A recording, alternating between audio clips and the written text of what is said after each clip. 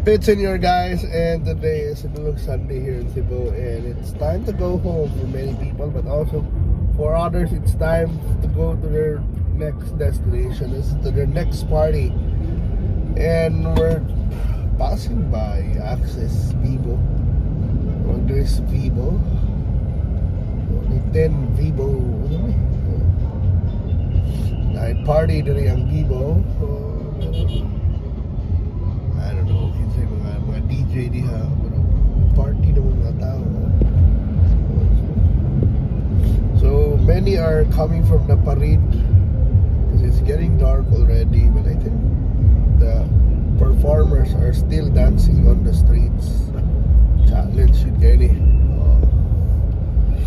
Pero laban lang, Pit Senior. But kami, anyway, kami will have to, you know,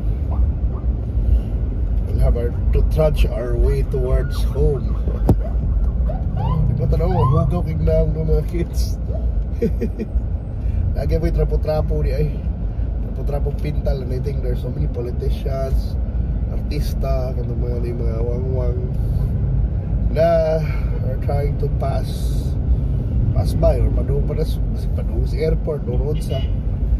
Well, I guess mao gina na yung mga PIPs kinabuhi.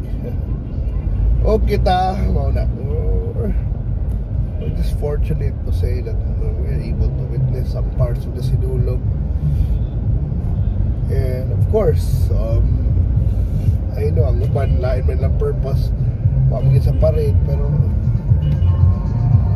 all in all, overall, the general, it was really also a fun and great Sinulog.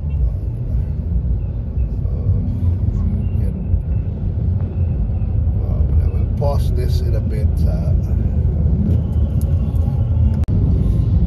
So wala, let's continue our drive. Ito lang yeah.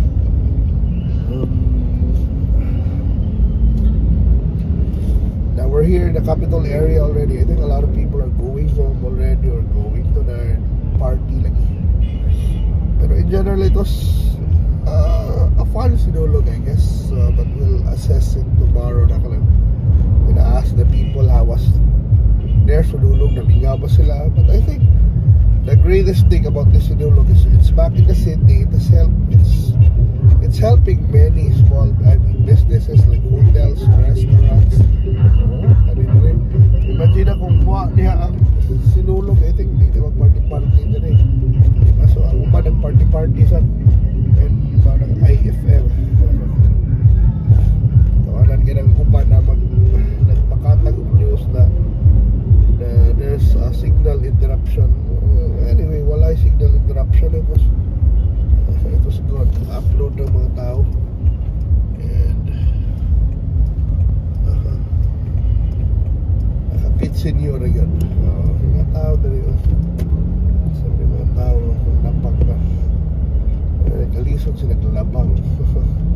Yung Shibuya ang napganan. Yung uban pa doon pa sila.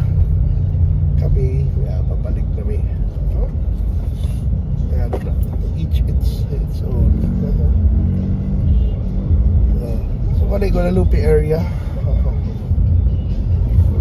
Manadagang tao. I think kalimutan ka na nag-jogging. Pati grupuhan na ras pa nagdait. Naamtan pa na ako dito sa Amua. O yawa nila yun. What are they offering? Pila ka kilometer. Sa rin sila sa kababae. Muna ito. Babae na nag-ilo.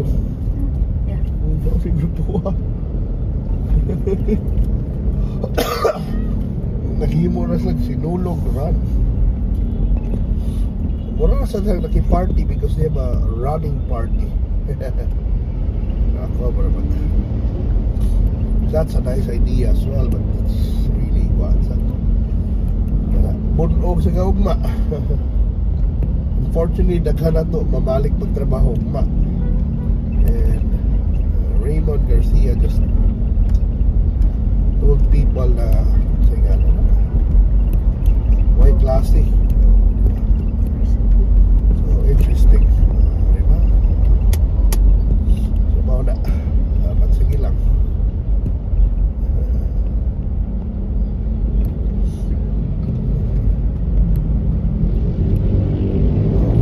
diretso lang tayo. We would have wanted to go to Virama, but yeah, just gonna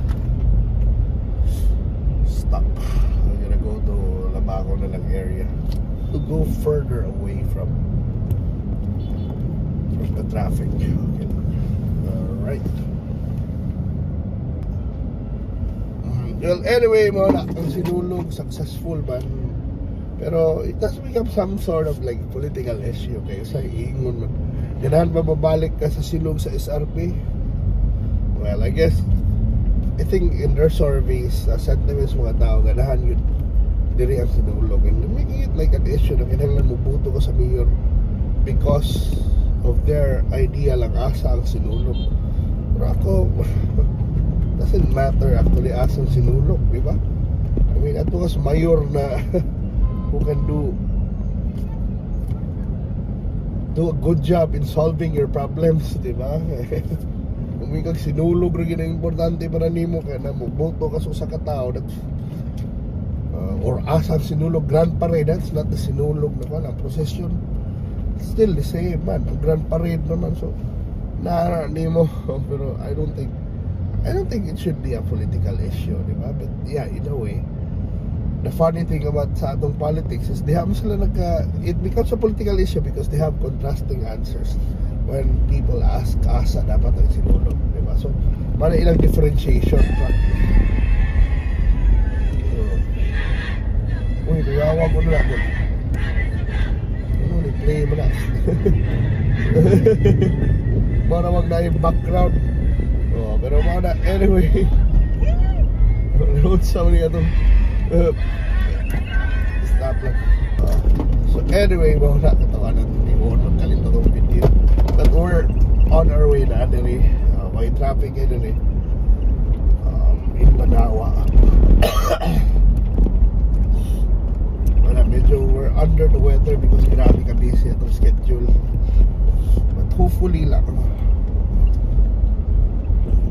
makapahuway ta, give yourself rest para you can continue dishing out great content for you guys. So diba, pero suda laban kayo, lisod kayo kuan sao na namo. So, para ang sinulog shouldn't be a political issue. But that's just my opinion because some people are really using it to differentiate. Anyway, na may advantage lagi disadvantage para lang nako ang nindot lagi dire. Yes, ang sinulog is duol sa katawan, which is just right. Sinulog is a spectacle so that the public can enjoy. It's an entertainment. Not only to entertainment but a tradition among Cebuanos. So a lot of people really give importance to sinulog. And dapat whoever is the mayor must consider the accessibility, the